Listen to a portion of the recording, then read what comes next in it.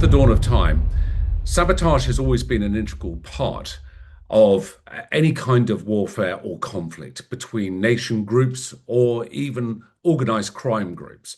And it can be done in various different ways in effective impact, whether that be to disrupt the other side's organization, logistics, or even to create bad morale within their own troops, or whether it be used as a much more strategic tool to undermine the other side, their combatants' capabilities of being able to strike into their own particular regions.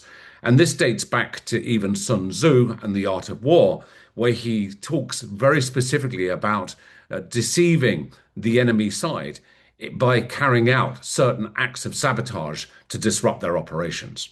Well, since the very beginning of the conflict, in addition to the conventional military actions that would take place, we saw a huge spike in sabotage operations at the very start of the conflict between Ukraine and Russia. And especially, we saw a lot of these particular operations, these clandestine operations implemented by special services in Ukraine against Russian intrusions into Ukraine territory. But as the conflict has extended and the duration has obviously expanded, we're seeing now a greater level of Ukraine incursion into Russian territories, and not just to the specific areas where Russia has military operations, but even attacking infrastructure like banks, cash points, railway stations, and even railway lines to create a dissension in morale of the Russian people against their leader, President Vladimir Putin, and creating, if you like, a groundswell of change of opinion, perhaps in their positivity towards Russia's efforts in Ukraine. In terms of the map, and certainly we look at a number of different attacks which have been taken place by various different groups, whether it be Atesh, who are a Ukraine-based militia, or based in the Crimea area, or whether it be proxies. The proxies, especially against the banking system and the railway system, strikes at the very heart of the infrastructure of Russia. And the concern by hitting banks, most of those have been arson attacks, whether they be firebombs or improvised explosive devices with arson components within them. In terms of the railway systems, it strikes at the Russian people. And the benefit to this is that it's very important for President Vladimir Putin to feel that he has his electorate, his general populace of Russia in support. And we've seen, as a result of these sabotages against key elements and infrastructure within Russia, we have seen a real sea change in opinion of the general public in their support of the war efforts.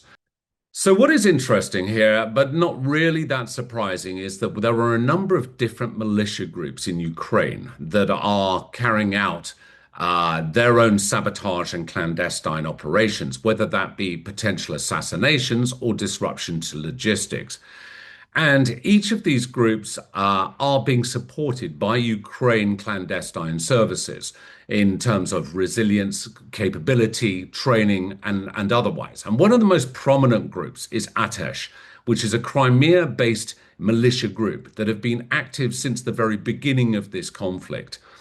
Who have undertaken, or believed to have undertaken, certainly the attacks against the Crimean Bridge as early as 2022, where they tried to take out one of the substructures, through to subsequent vehicle bombs, and again, just causing constant disruption to this very representative and very landmark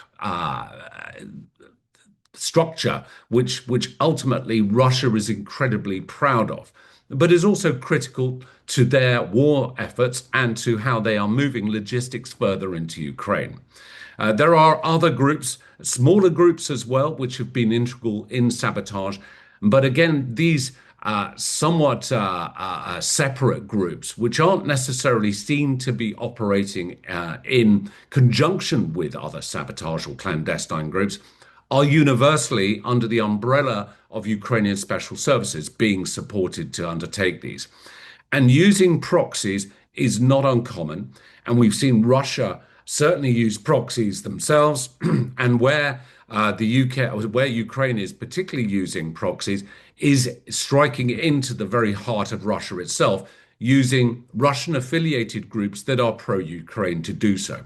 When one's planning a clandestine operation, regardless of whether it's an assassination or it's of a infrastructure element like a railway substation, it could be a bank, for example, there will be a very extensive, not necessarily in terms of time, but in terms of the detailed planning and reconnaissance that is undertaken beforehand to determine how that attack could be viably undertaken, not only in terms of the damage that it will cause and the implications of that damage, but also by whom. Who will carry out this attack, and how can they do it undetected, or potentially even can be considered as a false flag operation. And some clandestine operations can be created in such complexity that they will even try and put indicators or signatures within that attack for the general public or even the media to believe that it's a false flag operation that is run by that own country, but trying to blame their combatants or their enemies for it. So these are planned exceptionally well. It's not simply someone getting out of bed that morning, going to that particular site and undertaking that attack. One of the most efficient and effective reasons why sabotage is such an effective system of dismantling and disrupting the enemy's operations is because it's incredibly difficult to stop. It is done in a clandestine fashion, which, obviously is massively diverse to standard military operations where one can see frontline troops, one can see artillery, one can see tanks and various other elements which are pushing, obviously, the forces forward.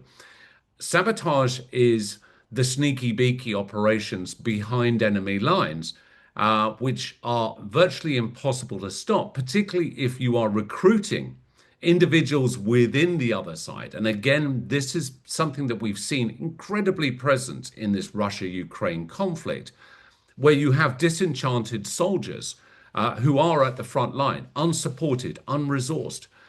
We've even seen Ukraine, which makes them susceptible to being recruited.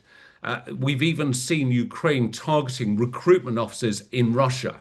So again, those that were feeling positive and behind Russia's actions in Ukraine who went to enlist, they could be targeted. And again, putting off people taking that risk of even in their hometown going to a recruitment office to join Russia's war effort, being put off by the fact that they could end their lives before they even get to the front line.